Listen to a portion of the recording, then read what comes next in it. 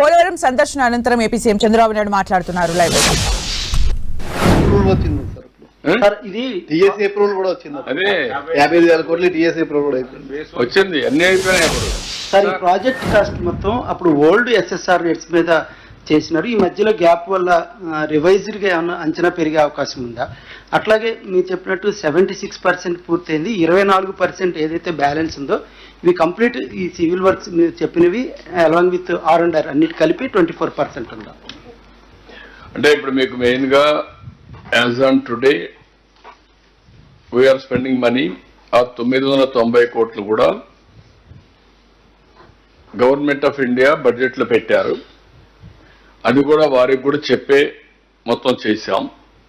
అందుకని మీరు చూస్తే అంత మునుపు టెండర్ పిలిచారు డయాఫామ్ వాళ్ళకి, ఆ రేట్లే తీసుకొని ఎక్స్పాండ్ చేశాను. ఇప్పుడు అది గవర్నమెంట్ ఆఫ్ ఇండియా కూడా యాక్సెప్ట్ చేశారు. అందరం కలిసి ముందుకెళ్ళాం.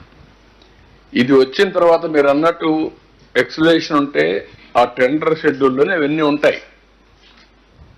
దాన్ని ఇప్పుడే అది ఎన్ని ఒప్పుకున్నారా, ఒప్పించారా, మీరు ఏం చేశారు అంటే మనకి ఎట్లున్నాయంటే నువ్వు ఎందుకు లిటిగేషన్ పెట్టుకోలేదు అనే పరిస్థితులు ఉన్నారు తప్ప ప్రాజెక్ట్ పూర్తి చేయమని లేరు. మీరు బే క్లియర్ అంటే నేను పోయి ముందు మాకు డబ్బులు ఇస్తారని చెప్పడం మీరంటే నువ్వు పని చేయవే అంటున్నారు వాళ్ళు. మీరు కూడా కొంచెం ఇంకా మీకు ఉంది, టైం పడుతుంది. ఆ హ్యాంగ్ ఓవర్ ఉంది, 6 నెలలు 5 ఏళ్ళ హ్యాంగ్ ఓవర్. చేసేవాడిని చూస్తే ప్రతి ఒక్కరికి చులకన, బెదిరించేవాడిని చూస్తే ప్రతి ఒక్కరికి భయం. ఆ పరిస్థితిలో ఉంటారు మీరంతా. సార్ ఈ మధ్య విదేశీ నిపుణులు వేశారు, కమిటీ వేశారు కదా సార్, పోలవరం ప్రాజెక్ట్ సంబంధించి డయాఫ్రమ్ వాళ్ళ నివేదిక ఇచ్చారు.